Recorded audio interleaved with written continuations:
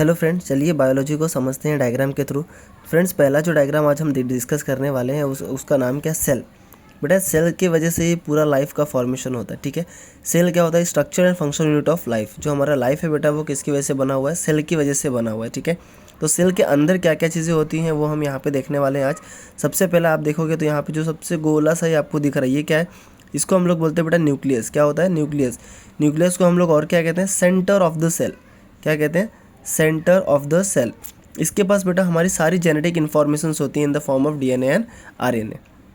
दूसरा, अगर आप देखोगे तो यहाँ से न्यूक्लियस से लगे हुए आपको ये दिख रहे बेटा कुछ स्ट्रक्चर, इसको हम लोग बोलते हैं एंडोप्लाज्मिक रेटिकुलम। क्या बोलते हैं?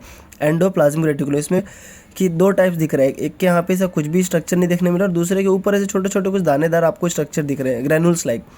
सो फ्रेंड्स, इसको हम लोग कहते हैं एंडोप्लाज्मिक रेटिकुलम। जहाँ पे कुछ भी नहीं है उसको स्मूथ एंडोप्लाज्मिक रेटिकुलम, और जहाँ पे कुछ प्रेजेंट है उसको हम लोग बोलते हैं रफ एंडोप्लाज्मिक रेटिकुलम। ठीक है, तो रफ एंडोप्लाज्मिक और स्मूथ एंडोप्लाज्मिक रेटिकुलम का फंक्शन क्या होता है? जो स्मूथ एंडोप्लाज्मिक रेटिकुलम होता है फ्रेंड्स, वो डिटॉक्सिफिकेशन ऑफ टॉक्सिड्स के लिए हेल्प करता है, साथ में स्टोरेज ऑफ कैल्शियम के लिए रिस्पॉन्सिबल होता है। और जो रफ एंडोप्लाज्मिक रेटिकुलम होता है फ्रेंड, वो होता है प्रोटीन सिंथेसिस करवाने का काम करता है। ठीक है, उसके बाद यहाँ ऊपर देखेंगे आप न्यूक्लियस के क्या प्रेजेंट है फ्रेंड्स, तो ये क्या है? हमारा गोल्गी बॉडी। गोल्गी बॉडी को हम लोग क्या कहते हैं? Warehouse of the cell. जो सेल की सारी चीज़ें स्टोर करने का काम करता है वो कौन करता है? Golgi body. उसके बाद आपको दिख रहा है ये माइटोकॉन्ड्रिया। सो माइटोकॉन्ड्रिया क्या होता है? It is a powerhouse of the cell. क्या होता है फ्रेंड्स? ये powerhouse of the cell. मतलब powerhouse of the cell मतलब क्या सर?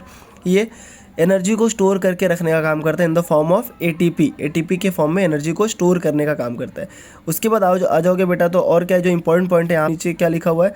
राइबोसोम। ये क्या है? राइबोसोम। राइबोसोम मतलब क्या? Site of protein synthesis. यहाँ पे प्रोटीन सिंथेसिस होता है। और ये जो आपको स्ट्रक्चर दिख रहा है, ये आप देखोगे जो एरो दिखाई है पूरा ऐसा फ्लूइड फैला होता है पूरे सेल में, जिसको हम लोग कहते हैं साइटोप्लाज्म। इसी साइटोप्लाज्म में बेटा ये सारे जो आपको सेल ऑर्गेनल्स दिख रहे हैं वो सारे फ्लोट होते हुए नजर आते हैं। ठीक है, उसके बाद देखोगे बेटा तो और क्या प्रेजेंट है? ये जो एक आउटर ये लेयर दिख रही है, तो इसको हम लोग कहते हैं बेटा प्लाज्मा मेम्ब्रेन। प्लाज्मा मेम्ब्रेन मतलब क्या?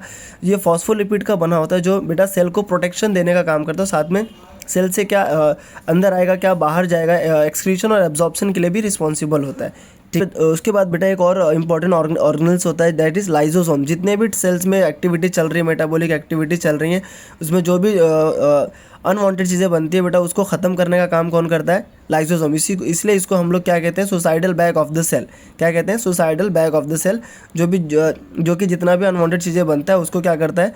डिस्ट्रॉय करने का काम करता है। इसके पास हाइड्रोलिटिक एंजाइम्स प्रेजेंट होते हैं। ठीक है, तो ये बेटा छोटे से वीडियो में हमने पूरा सेल के स्ट्रक्चर को थोड़ा सा समझने की कोशिश की।